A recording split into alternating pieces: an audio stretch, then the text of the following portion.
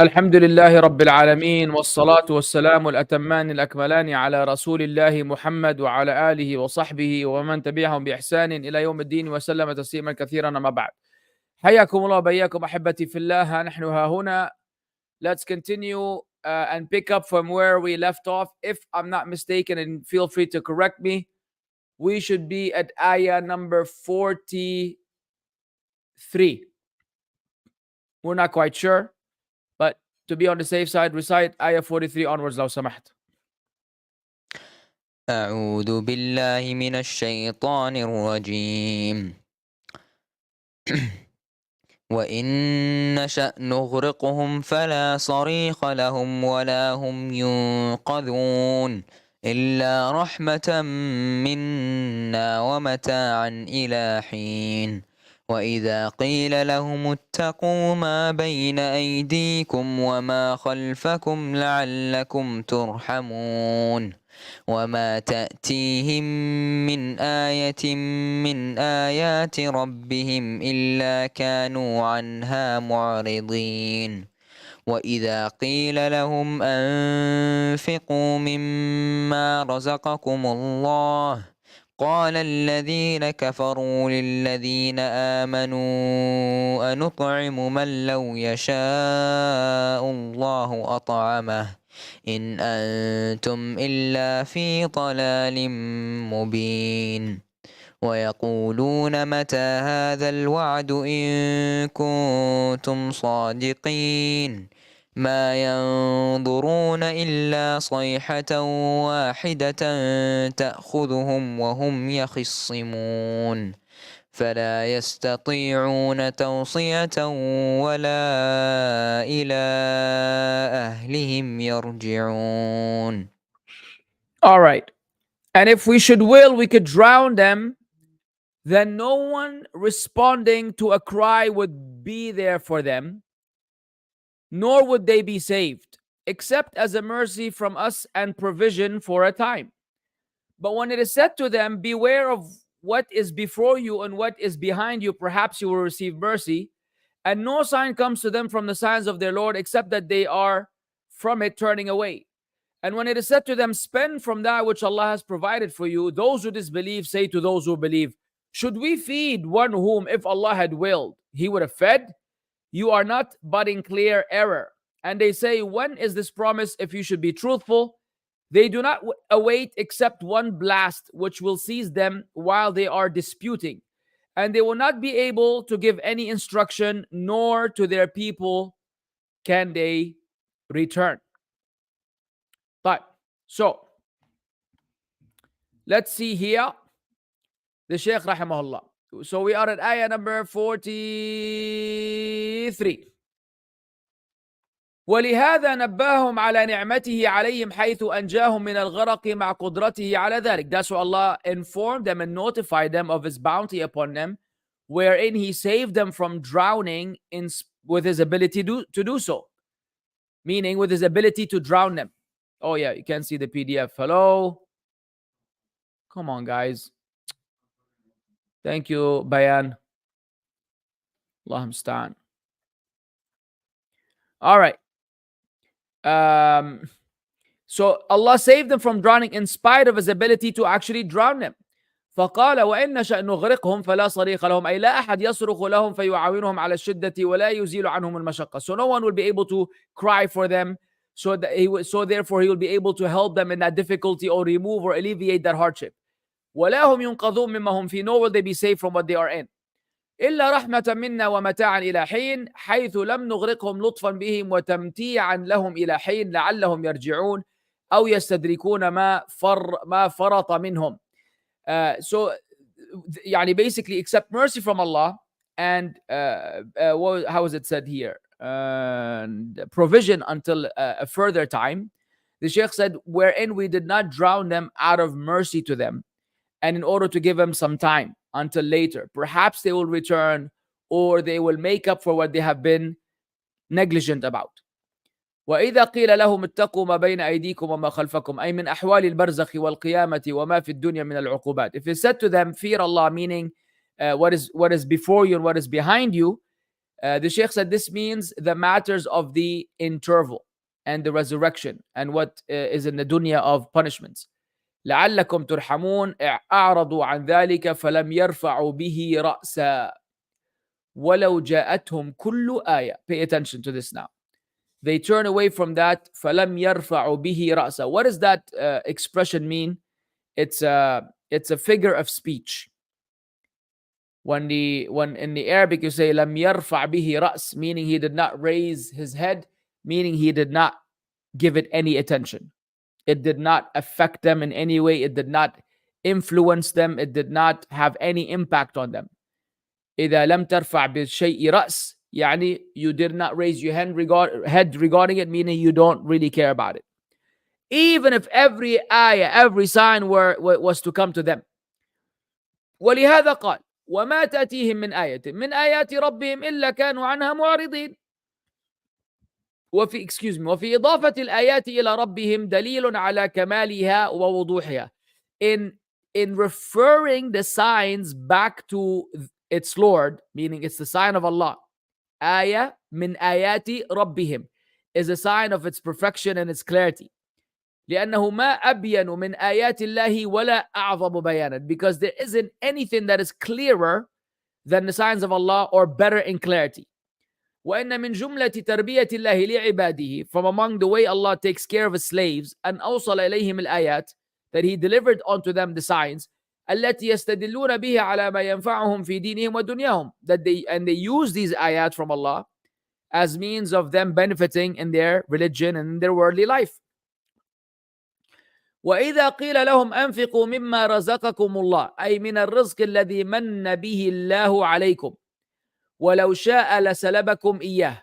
So when it is said to them, spend from that which Allah has provided for you, the Shaykh said, meaning from the rizq الذي من به الله عليكم, the one that Allah has bestowed upon you, ولو شاء لسلبكم إياه. If Allah willed, he would have taken away the sustenance. Meaning every provision that you and I have, if Allah had willed, he would have taken away. If Allah Azza wa Jalla had willed, he would have taken it away. قال الذين كفروا للذين آمنوا معارضين للحق محتجين بالمشيئة. So those who disbelieve say to those who believe, in objection to the truth and using the will as a justification and excuse, أنطعم من لو يشاء الله أطعمه إن أنتم أيها المؤمنون لفي ضلال مبين حيث تأمروننا بذلك. So should we feed one whom Allah, if he had willed, he would have fed, yani on his own, basically? Where you're commanding us to do so, you are in a clear manifest error because you're commanding us to do so. وهذا مما يدل على جهلهم العظيم أو تجاهلهم الوخيم. This is indicative of their great ignorance or them purposely ignoring things. فإن المشيئة ليست حجة لعاص أبدا. The will, the free will, or Allah Azza wa Jal being the one who decrees things, is never an excuse for a sinner. فإنه وإن كان ما شاء الله كان, even though whatever Allah wills shall happen. وما لم يشأ لم يكن, whatever Allah did not will shall not happen. فإنه تعالى مكن العباد وأعطاهم من القوة ما يقدرون على فعل الأمر واجتناب النهي. Allah had given the slaves the ability, and he gave them the strength via which they're able to do what is commanded and avoid what is prohibited. فإذا تركوا ما أمروا به, so if they leave and avoid and not do what they were commanded to do, كان ذلك اختيارا منهم لا جبرا لهم وقهرا. That would be out of their own choice. It would not be something that was imposed on them and that was forced upon them arbitrarily. And that's a very important thing. I mean, people today will use the qadr of Allah as an excuse for a justification for sin. You see someone sinning, he say, why are you disobeying Allah? He says, Allah decreed it for me. Are you objection to Allah's decree? Had Allah Azza wa Jal decreed, I would have not smoked that cigarette, for example. I would have not smoked that cigarette. So how do you refute that? You say Allah gave you the ability to smoke and gave you the ability to avoid smoking. You choosing to smoke on your own will, even though Allah decreed it, does not mean that you're justified for disobeying Allah. Because you could have also not smoked and it would have been what Allah decreed for you as well. So you're making the wrong choice, and then you're putting the blame on Allah Azza wa Jal for having decreed these matters. And we've covered the matter of Qadar extensively, and the deviation of the Qadariya and the Jabariya, which are two deviant sects within Islam that deviated from the straight path when it comes to the matter of preordainment and decree. You could refer back to the playlist Al-Aqidah Al-Wasitiyah, wherein we delved into those matters rather extensively. وَيَقُولُونَ عَلَى and I have a lecture on it also titled, I forgot what it's titled, but anyways, type Qadar. Which one do I choose? No. Something like that. Anyways, type Qadar and my name on YouTube, you'll get the lecture inshallah. It's like a summarized version of the durus. ويقولون على وجه التكذيب والاستعجال متى هذا الوعد إن كنتم صادقين. So they say now in that context of lying, denying, and hastening the punishment, when is this promise if you are truthful? قالوا تعالى لا يستبعد ذلك. Do I have a choice? Is that what it is? Yeah, that's what it is. Good job, Abdul Rahman. جزاك الله خير. قال تعالى لا يستبعد ذلك فإنه عن قريب. Don't think it's far because it's near. ما ينظرون إلا صيحة واحدة وهي نفخة الصور. So what is that? What is that صيحة? It is the blowing into the trumpet. It is the blowing into the trumpet, that one blast. تأخذهم أي تصيبهم وهم يخصمون أي وهم لاهون عنها, while they are distracted from the matter of the day of judgment and what have you. لم تخطر على قلوبهم في حال خصومتهم وتشاجرهم بينهم. It did not come across their minds while they were busy and preoccupied in their disputes and their argumentation between them. الذي لا يوجد في الغالب إلا وقت الغفلة. And such disputation and argumentation usually only happens when a person is already in the state of heedlessness. وإذا أخذتهم وقت غفلتهم فإنهم لا ينظرون ولا يمهلون. Now you guys have to also pay attention to this vocabulary lesson. So when it takes them at the time of their heedlessness فإنهم لا ينظرون. Now the Arabic language is such where the same word can have different diacritical signs, i.e. tashkil, and based on the tashkil, the meaning of the word changes. So the word ya, nun, dha, ra, waw, nun could be read as yanzurun. Ya maftuha, wa dha madmuma. Yanzurun with nun sakina. So fatha on the ya, sukun on the nun, dhamma on the dha. Yanzurun is to see. أفلا ينظرون إلى الإبل كيف خلقت. Do they not look and observe how the camels were created? But if it comes with a dhamma on the ya, sukun on the noon, and fatha on the dha, which is not written here in the tafsir here, you don't see it. They only put the dhamma on the ya. They didn't put the fatha on the dha because usually the person who is reading this level knows.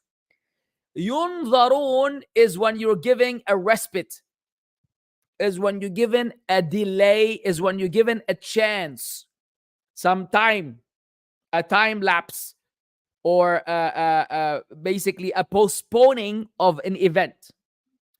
فإنهم لا ينظرون ولا يمهلون, meaning they will not be given any respite, they will not be given any delay, they will not be given any opportunity to do anything about it. فلا يستطيعون توصية. So they will not be able to give any instruction. لا قليلة أي لا قليلة ولا كثيرة.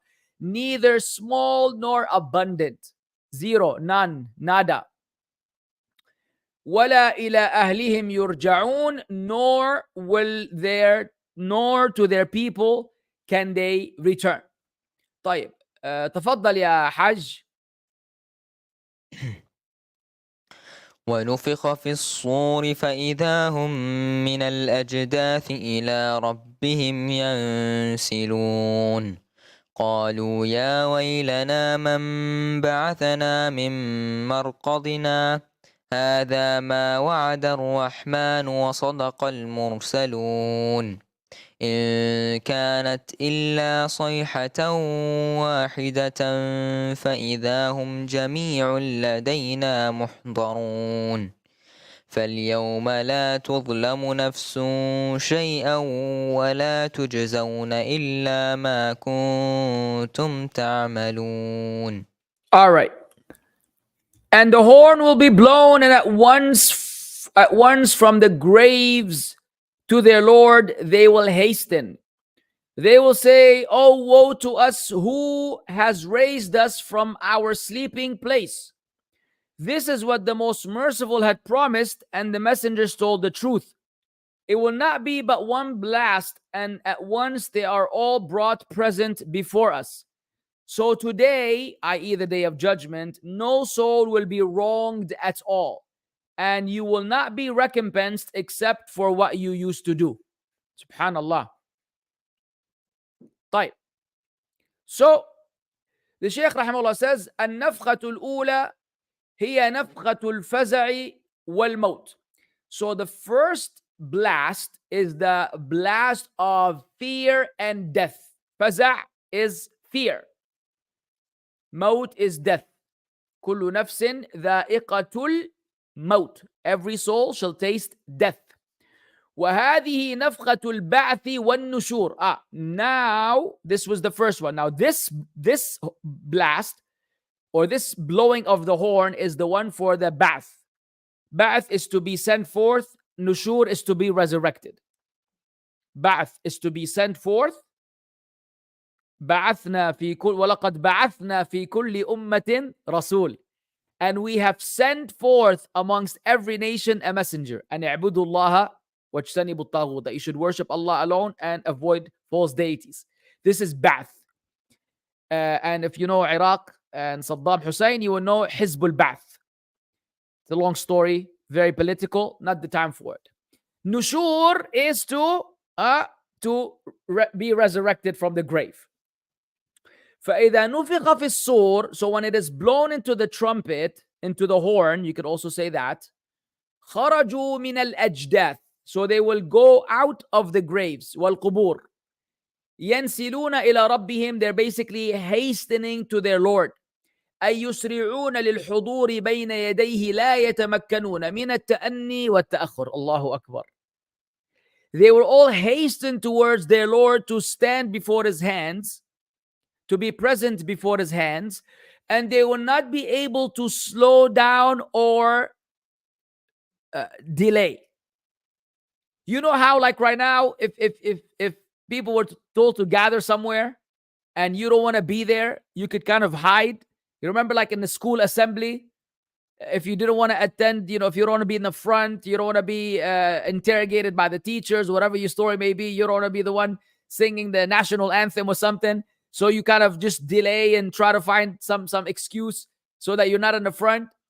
On the day of judgment, no one will have the ability to take any sweet time or walk slower or to take it easy or try to buy some time. Nope. Everybody is إِلَى رَبِّهِمْ يَنْسِلُونَ. They're going to be going fast towards their Lord. وفي تلك الحال يحزن المكذبون ويظهرون الحسرة والندم. الله أكبر. In that condition, the deniers and the beliers will be sad. They will be saddened. And they will show their hasra. Hasra is regret. And nadam is also regret. Hasra is actually like there's a better word for it. Huh? Remorse. Yeah, there you go. Remorse. MashaAllah. They will show their remorse, and nadam is regret. ويقولون, and they will say, يا ويلنا من بعثنا من مرقدنا, أي من رقدتنا في القبور. في القبور, meaning who sent us forth from our sleeping in the graves, because رقود is a type of sleeping. لأنه ورد في بعض الأحاديث, it has been mentioned in some of the narrations, it has been mentioned in some of the narrations, أن لأهل القبور رقدة قبيل النفخ في الصور. The people of the grave will have a short nap, if we may call it, a short time of sleeping before it's blown into the horn. فيجابون ويقول لهم هذا ما وعد الرحمن وصدق المرسلون. So those people who will say, who sent us forth from our sleep? It will be said to them, they will be responded to, and it will be said to them, this is what the most merciful has promised, and the messengers have told the truth. أي هذا الذي وعدكم الله به ووعدتكم به الرسل الله المستعان. Is this a tongue twister? هذا الذي وعدكم الله به ووعدتكم به. Why is it not coming out? Why is there a da and a tal there? ووعدتكم به الرسل. Hey, there you go. And the messengers, this is what Allah had promised you, and the messengers have promised you. فظهر صدقهم رأي العين. So now their truthfulness has become, something that is visible to the eye. ولا تحسب أن ذكر الرحمن في هذا الموضع لمجرد الخبر عن وعده. Do not think that the mention of the Rahman in this context is merely to inform you about that promise. وإنما ذلك للإخبار بأنه في ذلك اليوم العظيم. Rather, this is to inform you that on that great day سيرون من رحمته ما لا يخطر على الظنون ولا حسب به الحاسبون. They will see of Allah's mercy that which did not even occur to the mind, and those who calculate did not even calculate for. And we all know the hadith that Allah Azza wa Jal has divided His rahmah into 99, into 100 parts, 100 parts. And He sent down one part to this dunya, and with this one of 100th of Allah's mercy, all of us show mercy to each other, and the mother animal shows mercy to its child animal, and every expression of mercy you've seen in your life is only 100th of Allah's mercy, and He has reserved the rest of the 99 until يوم القيامة. اللهم إنا نسألك من فضلك ونسألك من رحمتك يا ذا الجلال والإكرام. كقوله الملك يومئذ الحق للرحمن وخشعت الأصوات للرحمن. Such as the statement of Allah, the sovereignty, the ownership, the dominion on that day is strictly for the most merciful. And the other ayah, وَخَشَعَتِ الْأَصْوَاتُ لِلرَّحْمَنِ, and the voices have been humbled and narrowed down to the most merciful. وَنَحْوَ ذَلِكَ مِمَّا يذكر اسمه الرحمن في هذا. And other contexts or other ayat where Allah Azza wa Jal specifically mentions His name, the most merciful, the specifically merciful in that context. إن كانت البعث من القبور إلا صيحة واحدة. So the entirety of the resurrection from the grave is nothing more than a single one blast. ينفخ فيها إسرافيل في الصور فتحيا الأجساد. It will be one blowing of the horn by who? Israfil, by the al-Malak Israfil. And as the hadith mentions, that he's been holding on to the horn in standby mode, waiting for Allah's command in order to blow into the horn. This is how close the Qiyamah is. So once he blows into the horn, the bodies will be given life. فإذا هم جميع لدينا محضرون الأولون والآخرون والإنس والجن ليحاسبوا على أعمالهم. All of a sudden, everybody will be brought present before us.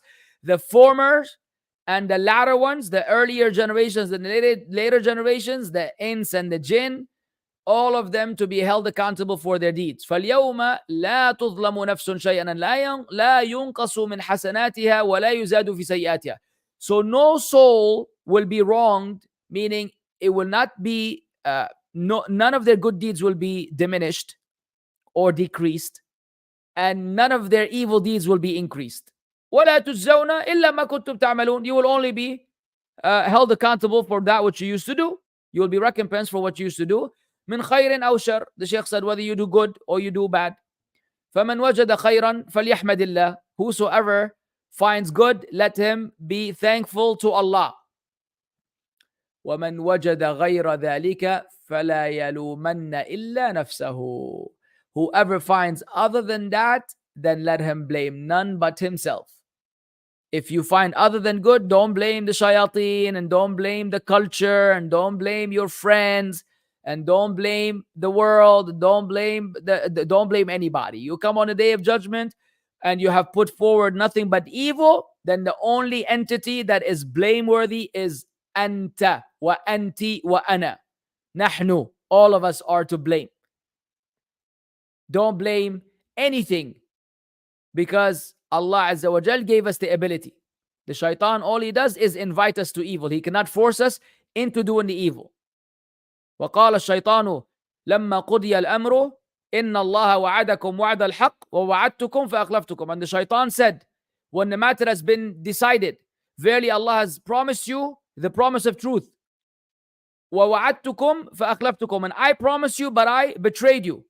وما كان لي عليكم من سلطان, and I had no authority over you. إلا أن دعوتكم فاستجبتم لي, except that I invited you and you responded to me. فلا تلوموني ولوموا أنفسكم. Do not blame me and blame yourselves. Do not blame me and blame yourselves. Subhanallah. طيب. This ayah. أيوة شيخ, أقرأ رقم 55. إن أصحاب الجنة اليوم في شغل فاكهون هم وأزواجهم في ظلال على الأرائك متكئون لهم فيها فاكهة ولهم ما يدعون سلام قولا من رب رحيم. All right. Indeed, the companions of paradise that day will be amused in joyful occupation. Hint, hint.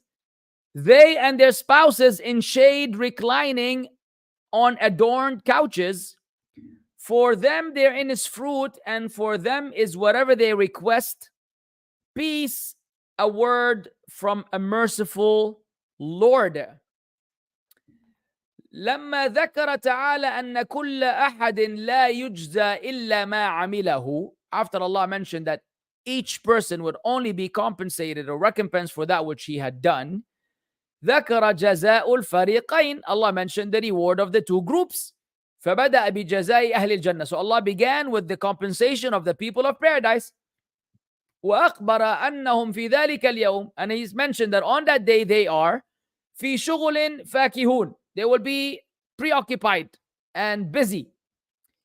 أي في شغل مفكه للنفس ملذ لها من كل ما تهواه النفوس وتلذه العيون ويتمناه المتمنون.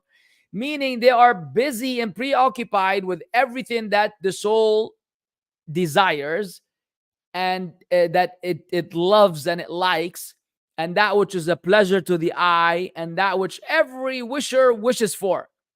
ومن ذلك افتضاد العذارى الجميلات. This is a rated R translation. If there are any children, plug their ears, because this is about to get deep. Specifically, they will be de-virginizing the beautiful virgins, deflowering the absolutely gorgeous women of Jannah. And if you go to my lecture, The Eternal Bliss, which was delivered maybe 10 years ago plus, we went into somewhat of detail about the description of Hur al-Ain, and how a man will be given the strength of 100 men, and how a man will handle business like a champ, and how every time you de-virginize the woman, then they become virgins again, so you could get that lovely experience from scratch every single time. Yay! Let's make it to Jannah first, inshallah, then we can deal with the rest later. And there's Ibn al-Qayyim mentioned in his poetry, I believe in the Nuniyah of Ibn al-Qayyim, he went into some detail about describing Hur al-Ain. And Hur al-Ain are something to marvel about, to be honest with you. Hur al-Ain is something for you to marvel about. And this is the reward for all the Muslim men who held off on following their desires in regards to women, who remain to be the biggest fitna in the world. The biggest fitna upon men is women, whether they're pretty or ugly. It doesn't matter. If it's a woman, it's a fitna. So if you're able to avoid them or repent from your past life and behave yourself, then inshallah you'll be compensated with some lovely, lovely hur al-ain, wherein you'll have a blast from the future. And do you. وهم وأزواجهم من الحور العين التي قد جمعنا حسن الوجوه والأبدان وحسن الأخلاق. So them and their spouses from among حور العين, who would basically have beautiful faces, beautiful bodies, and even good character. في ظلال على الأرائك أي السرر المزينة باللباس المزخرف الحسن. So these adorned beds, beds that will be adorned and decorated beautifully. متكئون عليها اتكاء دال على كمال الراحة والطمأنينة واللذة. So they will be reclining. You know, when you recline like a boss, they'll just be reclining, having a good old time. Just, it's a sign of comfort, tranquility, and pleasure. لهم فيها فاكهة كثيرة من جميع أنواع الثمار اللذيذة. They will have all types of fruits, من عنب وتين ورمان, of grapes and figs and pomegranate وغيرها, and other than that. ولهم ما يدعون أي يطلبون. They have whatever they desire. You want some albake, you want some juicy burger, you want a fat pizza with a crusty cheese, a cheese crust, or what do you call them? Cheesy crust. What do you want, Habibi? Steak? You want a steak? Whatever you, ice cream, anything that you want, anything. فَمَهْمَا طَلَبُوا وَتَمَنُّوهَا أَدْرَكُوا. Anything that you want and you wish for, you will have. And you don't have to work out, and you don't have to go to the bathroom, and you don't have to burn those calories that you put on. You're not going to get fat.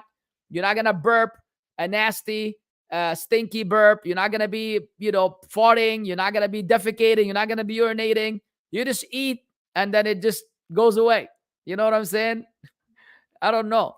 It's just going to be awesome. That's what people supposed to look forward to Jannah. وَلَهُمْ أَيْضًا. What? No, you don't get cold, man. How are you going to get cold in Jannah, bro? Full? No, you don't get full either. You just get tired of eating, I guess. You just eat whatever you want until you're just like, well, then let me go to a حور العين, then come back to the food. ولهم أيضا سلام حاصل لهم من رب الرحيم. ففي هذا كلام الرب تعالى لأهل الجنة وسلام عليهم. Pay attention now. This is an evidence. They will have a salam. They will have a salam, which is a peace, a word of peace. It's an evidence that of the speech of their Lord to the people of Jannah, and the fact that He will greet them with peace. وأكده بقوله, and Allah affirmed that by saying قولا. It's meaning it's a word that Allah will say. وإذا سلم عليهم الرب الرحيم. So when the merciful Lord grants them peace, or sends his, greets them with peace, حصلت لهم السلامة التامة من جميع الوجوه. They will truly attain the ultimate peace in every respect. وحصلت لهم التحية التي لا تحية أعلى منها ولا نعيم مثلها. And they will receive the type of greeting wherein there's no greeting above it, and there's no bounty similar to it.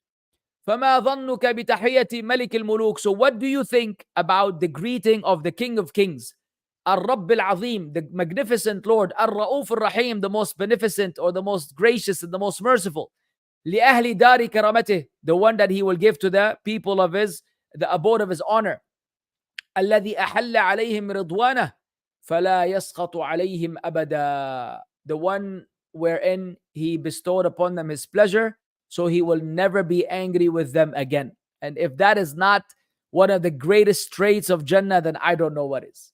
One of the greatest traits of Jannah is أن يرضى الله عن أهلها فلا يسخط عليهم بعدها أو بعد ذلك أبدا. That Allah will be pleased with them, and He will never, ever, ever be displeased with them again. Khalas. Khalas.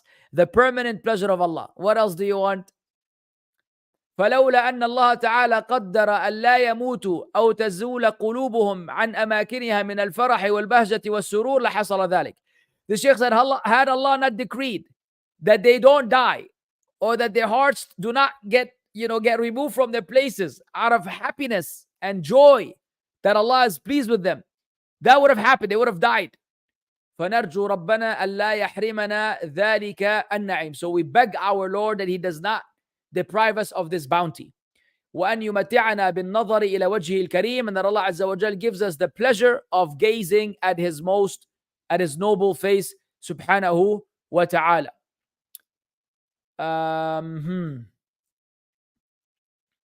Yalla, let's do until ayah 62. وامتازوا اليوم أيها المجرمون ألم أعهد إليكم يا بني آدم ألا تعبدوا الشيطان إنه لكم عدو مبين وأن اعبدوني هذا صراط مستقيم ولقد أضل منكم جبلا كثيرا أفلم تكونوا تعقلون. All right. And then He will say, but stand apart today, you criminals. Did I not enjoin upon you, O children of Adam, that you not worship Satan, for indeed he is to you a clear enemy, and that you worship only me? This is a straight path. And He had already led astray from among you much of creation, so did you not use reason? لما ذكر تعالى جزاء المتقين ذكر جزاء المجرمين. ذكر جزاء المجرمين. When Allah mentioned the reward of the pious people, He proceeded to mention the reward or the compensation for the criminals. وأنهم يقال لهم يوم القيامة, that it will be said to them on the day of resurrection, امتازوا اليوم أيها المجرمون, أي تميزوا عن المؤمنين. So be separated, be different from the believers. وكونوا على حدة, be on the side. ليوبقهم ويقرعهم على رؤوس الأشهاد قبل أن يدخلهم النار فيقول لهم. So that Allah Azza wa Jal will humiliate them and reprimand them in front of everybody before He admits them to the fire. So He will say to them, ألم أعهد إليكم أي آمركم وأوصيكم على ألسنة رسلي وأقول لكم. Did I not enjoin on you, meaning did I not command you and enjoin upon you through the tongues of my messengers, and say to you, يا بني آدم لا تعبدوا الشيطان, أي لا تطيعوه, meaning don't obey the shaitan. وهذا التوبيخ يدخل فيه التوبيخ عن جميع أنواع الكفر والمعاصي. This reprimand is inclusive to every type of reprimanding for every type of disbelief and sin.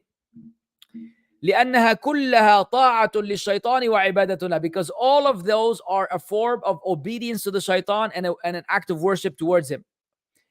إنه لكم عدو مبين فحذرتكم منه غاية التحذير. I've warned you extensively regarding him. وأنذرتكم عن طاعته, and I warned you against obeying him. وأخبرتكم بما يدعو إليه, and I told you exactly what he's inviting you to. وأمرتكم أن تعبدوني بامتثال أوامري وترك زواجري, and I commanded you to worship me by obeying my commands and avoiding my prohibitions. هذا أي عبادتي وطاعتي ومعصية الشيطان. This meaning worshiping me, obeying me, and disobeying the shaitan is صراط مستقيم. فعلوم الصراط المستقيم وأعماله ترجع إلى هذين الأمرين. So the knowledge of the straight path and the deeds pertaining to that refer to these two matters. أي فلم تحفظوا عهدي ولم تعملوا بوصيتي, meaning you did not preserve my covenant and you did not act upon my advice. فواليتم عدوكم, rather, so therefore you took your enemy as your ally. فأضل منكم جبلا كثيرا أي خلقا كثيرا. So he misled from among you, he misled and led astray from among you a huge number. خلقا كثيرا, abundant of creation. أفلم تكونوا تعقلون, أي أفلا كان لكم عقل يأمركم بموالاة ربكم ووليكم الحق. Did you not have a mind, a brain, intellect that commanded you to ally with your Lord and your protector in truth? ويزجركم عن اتخاذ أعدى الأعداء لكم وليا, and prevent you and prohibit you from taking your greatest enemy as your ally. فلو كان لكم عقل صحيح لما فعلتم ذلك. Had you had a proper mind, a proper intellect, you would have never, ever done so. طيب, with this inshallah we will stop and we will resume tomorrow. We are ayah number, please write it down on Telegram so that we don't always have to figure out the next day. Ayah number 63. 63. It's raining. Why is Mu'adh going to the soccer, man? There should be no soccer. Why do these people not reply?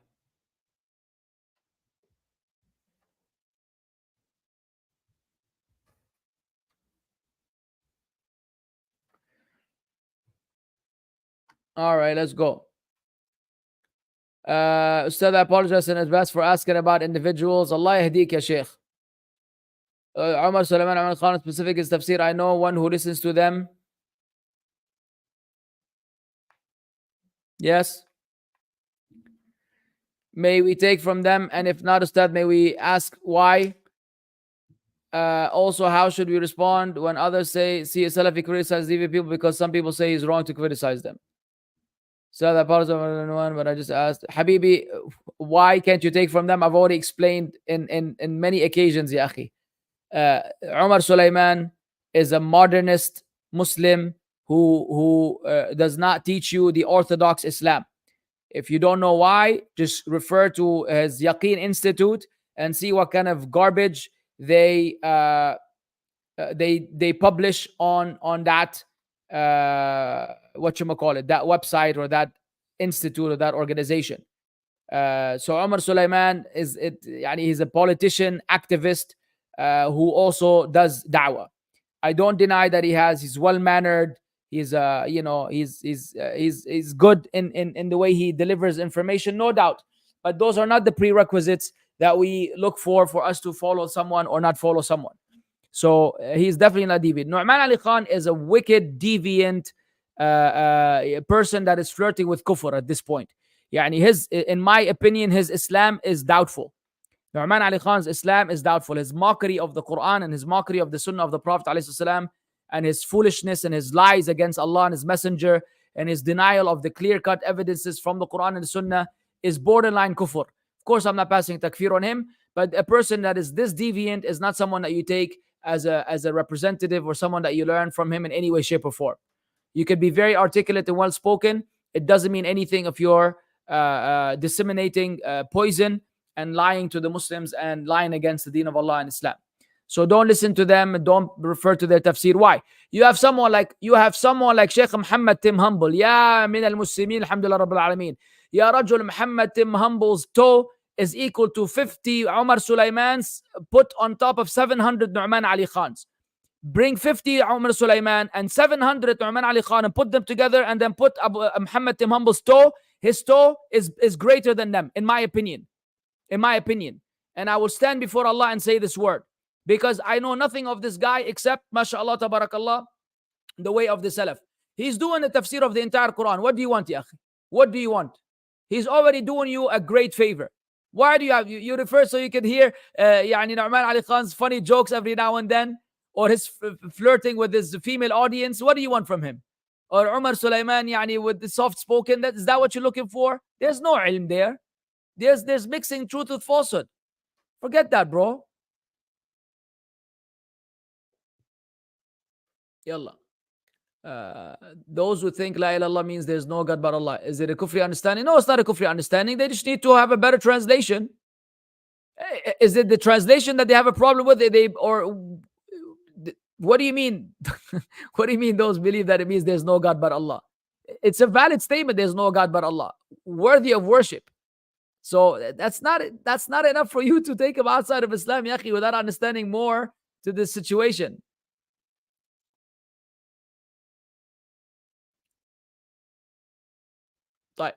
There's a serious question. For the past 2 days, I've been standing next to the same brother during Taraweeh. The problem is that his breath has a very potent odor to the point where I can't pay attention. Does this validate my... How could someone's breath invalidate your prayer? How is that a serious question? Ya Yahya, ya Madani, ya Akhi al-Aziz. How can someone's bad breath invalidate your salah? Don't pray next to him, ya. By the way, I have the same struggle.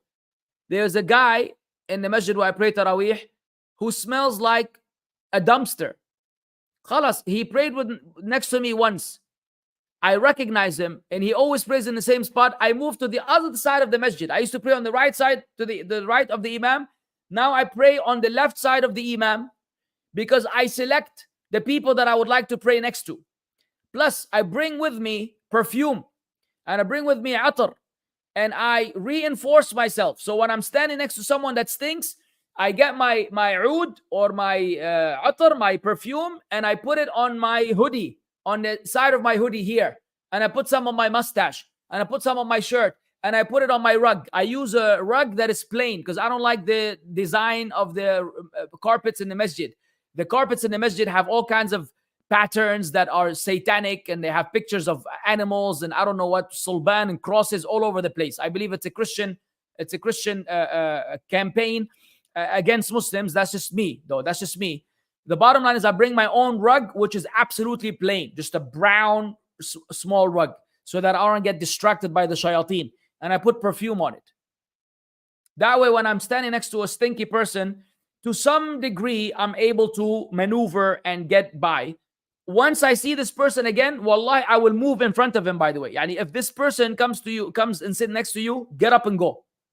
Get up and go. If he says, what's the problem? Say, Akhi, barakallah feek. Wallahi, you're a lovely brother and you're better than me a million times. You're probably 10 times better than me, but Akhi, your breath is killing me. Please forgive me. And walk away. Let him deal with the aftermath.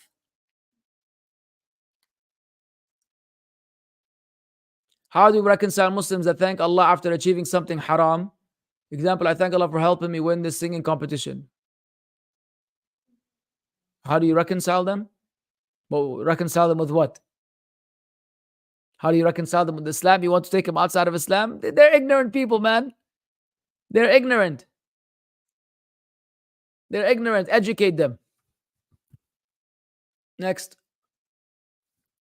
What is the best dua for our deceased relatives? Maghfirah. The dua for maghfirah. Naam. Is our qawl al-qalb, action of the heart, written in the qadar, or we have the ability to choose in ourselves? Of course, it's written in the qadar of Allah. Naam. What are the benefits and the virtues of sadaqah? That's a long lecture, ya Birat Asam. That's a long lecture to delve on right now and discuss the benefits and the virtues of sadaqah are many, many.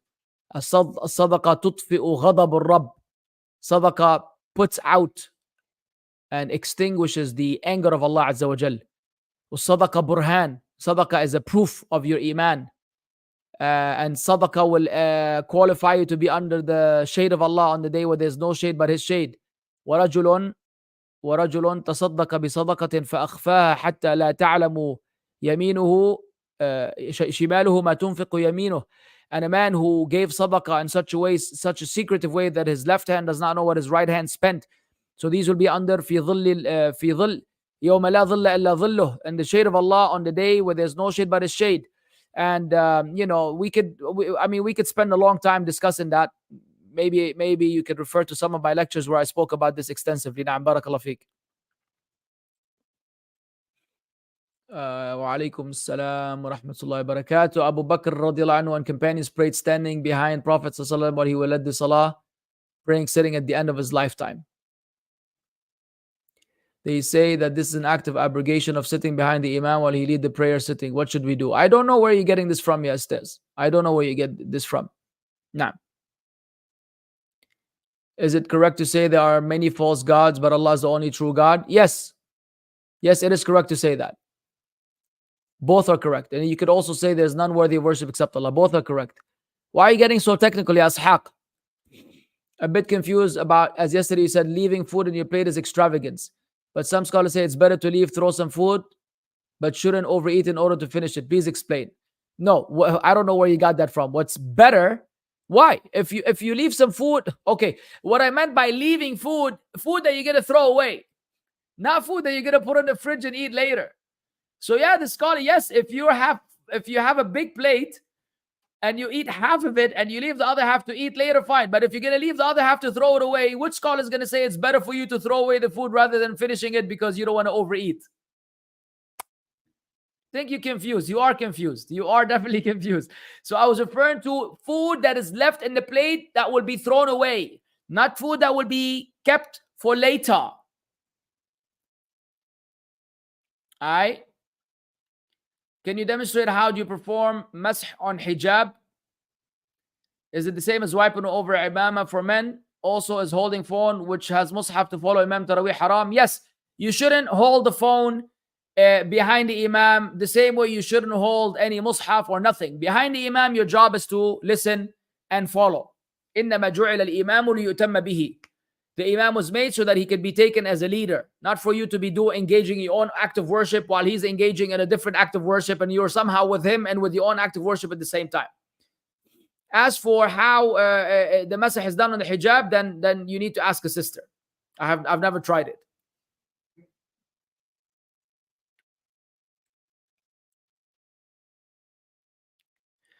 I heard from one of the du'at at pubs that Shaitan Iblis was the first person to be sodomized. Is this true? I don't know. I don't know. I've never come across that. Wow. Can I go to a local masjid for iftar if they are very light when it comes to mixing? Men and women exit and enter through same door at the same time, socialize, but I can stay away from this, inshallah. Why do you want to go there? For the food or for what? You should avoid these places, brother. Unless you're going to go there and enjoy what is good and forbid what is evil.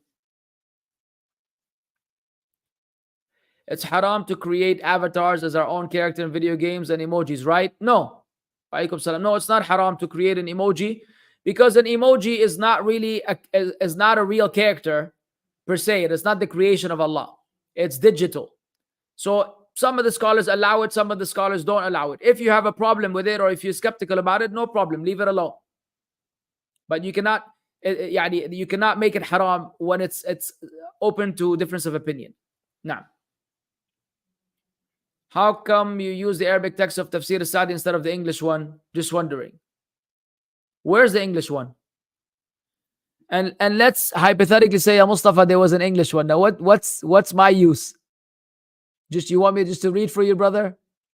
And imagine if I'm teaching you a class where I'm reading the same language that you can also read. What do you need me for? What do you need me for? Just to throw in a couple of words here and there? Come on, man. The whole idea is that we're trying to learn together and teach together. The whole idea is that even if there was an English, just like Al-Fawri Nawawi, there's a Fawri Nawawi in English. I still don't use the English one. I do my own translation because that's why I'm a caller to Islam and a da'i. That's my job. If I just read a translation for you, then you know what I'm saying? It defeats the purpose. It's a calamity that people stand far apart in salah, completely neglecting foot to foot, shoulder to shoulder. Even the imam doesn't remind the people anymore. How to rectify this problem? Wallahi, it is a big problem. I personally rectified on an individual level by getting close to the brother next to me and telling him, Ta'al, la tkhaf. Don't be scared. Garrib. Come close. And then if you're able to speak to the imam, tell the imam. How to help an ex-Muslim who wants to repent, but still traumatized by the thought of God is unloving and unmerciful. Whoa. With a gentle approach without sounding too lecturing. By just basically dismissing the misconception. It is a misconception to believe that Allah is unloving and unmerciful because Allah is wadud. وَهُوَ الْغَفُورُ الْوَدُودُ. He is the most forgiving, and you could quote these ayat for him. He is the most forgiving and the most loving. And then you could quote the ayat, whether in the ones in Surah Al-Furqan or the ones in Surah Al-Mu'minun. All of these ayat that highlight Allah's extreme mercy and compassion. So once you know the evidences, a person can't make that deduction anymore. Are you half Turkish? I'm quarter Turkish. I am quarter Turkish. So my mother, her father was Turkish, from actually the grandchildren of Sultan Abdul Hamid. As surprising as this may sound to some of you, I'm from the actual lineage of Sultan Abdul Hamid. And my grandfather was among the last Ottomans to be exiled upon the takeover of Ataturk. So when Ataturk took over and they exiled the Ottomans, my grandfather, Muhtaram Salami Basha, was exiled from Turkey, and he went to France, and he spoke like 9 different languages. Eventually, he went to Lebanon, and in Lebanon, he married my grandmother, Zahiyeh, rahmatullah alayha. And so my grandfather was full Turkish, and my grandmother was full Lebanese, and my mother, therefore, is half Turkish, half Lebanese, and that makes me a quarter Turkish. So, yes, I do have some Turkish blood in me, going back to supposedly. We have articles. My mom has articles and snippets from our family tree going all the way back to Sultan Abdul Hamid. And I don't say this as means of boasting, because there's nothing to boast about. It's not something that I've achieved by being from this or that. At the end of the day, either you're a good Muslim, so you are great in the sight of Allah, or you're a lousy Muslim, you will burn in hell. So, being the grandchild of Sultan Abdul Hamid doesn't mean anything in Islam. And I'm just saying this because some people have a misunderstanding of these subject matters. Now,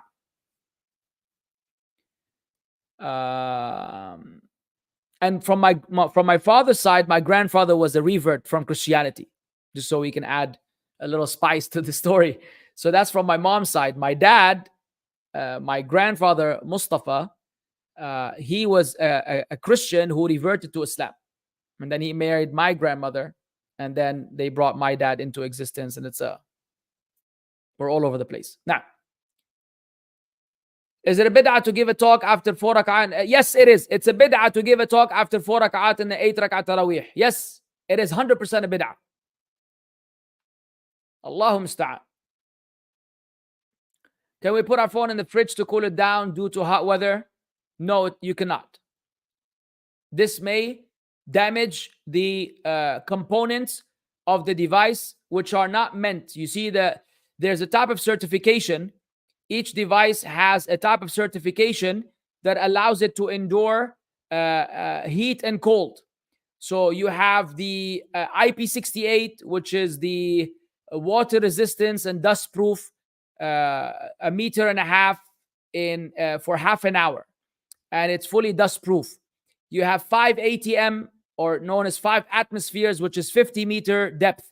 Now, for the device to be able to endure this kind of cold, it needs to have what they call a military standard. I think it's 610 or 510. There are different types of military standards of durability that the phones will pass. And those phones are usually not sold straight to the market. They're sold to business. These are given specifically to governments, to soldiers, to army, police. These people receive, even from Samsung, there's a special lineup known as the X cover in terms of phones and tablets. Those 4 phones have military standard protection where they can endure extreme cold, extreme heat, thunderstorms, sandstorms, over 20 tests, all of which will destroy any regular phone, but these phones will be able to survive. So no, your phone is not meant to be put in the fridge, Habibi. Yeah, the ruggedized device, correct. Is it a sunnah to read Surah Al-Ikhlas 10 times in the road? How many times have you asked this question? Yeah, Abdul Razzaq, barakallah feek. And every time I said yes. How to reply to our sisters who claim that going out with light makeup, oh, how cute. It's okay as long as we don't exaggerate. Oh, mashallah. And people will not notice that you're wearing it. How to respond? By telling her, yani, who decides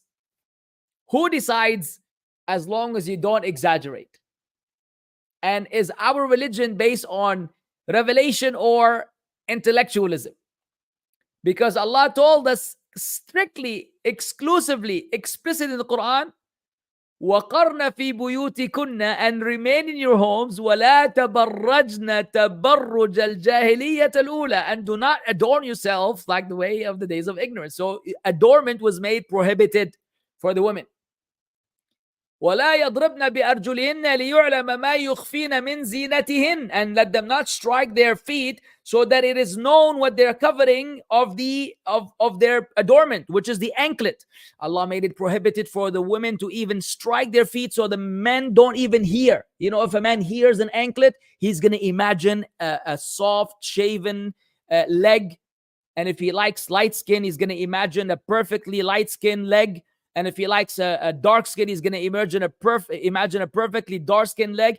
And he's going to imagine the anklet around it. And he's going to imagine, what if he untied it? His mind will go to Jangaburi Tekatutu. Alatul, alatul, alatul. Men. Allah knows who He created.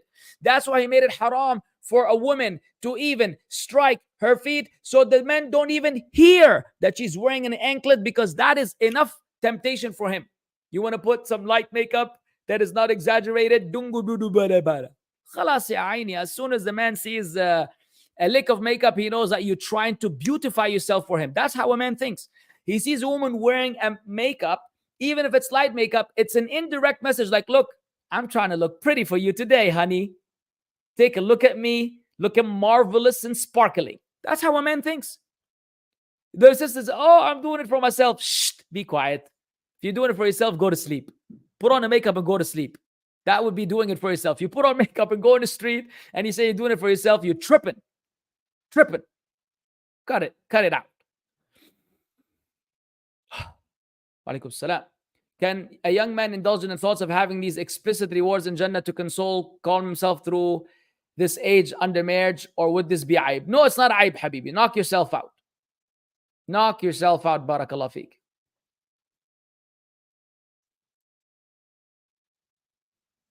Who is this person? Like, ya akhi, Fulan means X person. There's no one from the Sahaba named Fulan. There's no one from the Sahaba named Fulan. Fulan means X person. Like you say Joe. You know, they say the average Joe, you know, or they say Tom, Dick, and Harry. Tom, Dick, and Harry, you know, that's an English expression. Every Tom, Dick, and Harry. They don't mean an actual Tom and an actual Dick and an actual Harry. They just mean these are names that are common. So Fulan means any given person. There's no Sahabi called Fulan that we are referring to all the time. And we don't have any soccer highlights of Mu'adh yet. Once he plays like his father, we'll make some, inshallah. A lot of people in the masjid, most Moroccans, are doing the takbir, putting the hand at the level of the belly. Is this a bid'ah? No, it's not a bid'ah. This is a valid opinion among the Hanafi madhab, and even some of the understanding of the Hanbali madhab. They also have a similar opinion about where the hands go, whether they go on the chest or they go on below the navel or at the navel. No issue. This is not an issue. Fulano in Portuguese.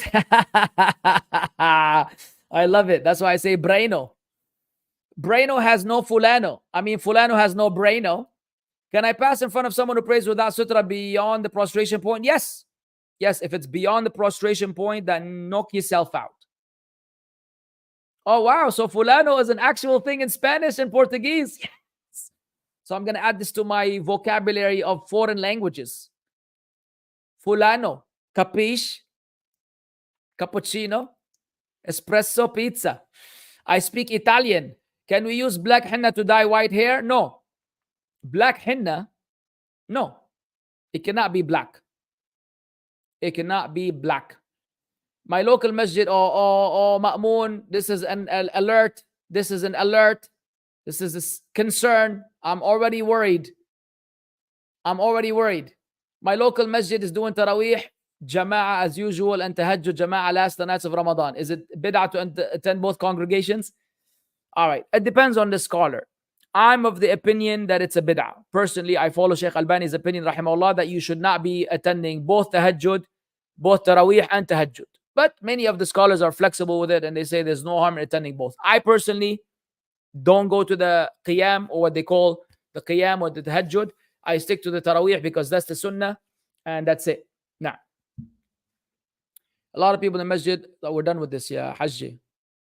What is the best method to learn Arabic in an effective way? By immersing yourself in the Arabic language. By immersing yourself in the Arabic language. Meaning you read Arabic, you listen to Arabic, you speak Arabic, you write Arabic. You have to be doing a lot of Arabic for you to be able to learn Arabic, because it's a language, it's not a subject. It's a language. It requires a lot of effort. So the most effective way is by immersing yourself in the Arabic language, where everything you do is in Arabic.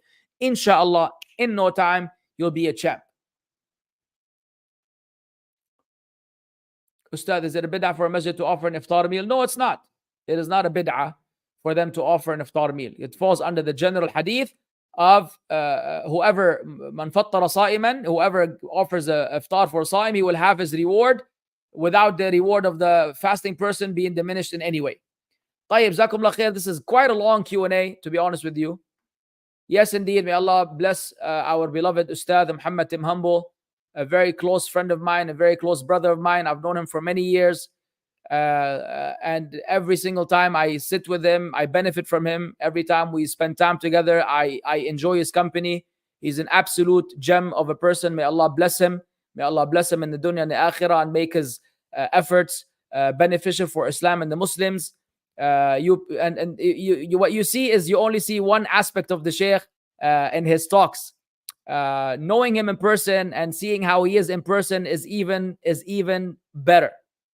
Yani him in person is better than what you see in the clips. And not that there's anything wrong that you see in the videos in the classes, but you know how it is. The personal experience has a different flavor altogether. So na'am, inshallah ta'ala. And I think that's the one brother that I've always, anytime anyone has asked me about who did they learn from, it's always Abdurrahman Hassan and Tim Humble. These are the brothers that I've always trusted, mashallah, tabarakallah, throughout these years. A lot of brothers, I would give their name one day and the next week I take it back. Allah al-Musta'an. May Allah keep them firm and keep us all firm and make us among His beloved slaves who call to the way of the Salaf. Jazakumullahu khairan. We'll see you tomorrow, inshallah. Assalamu alaikum wa rahmatullahi wa barakatuh.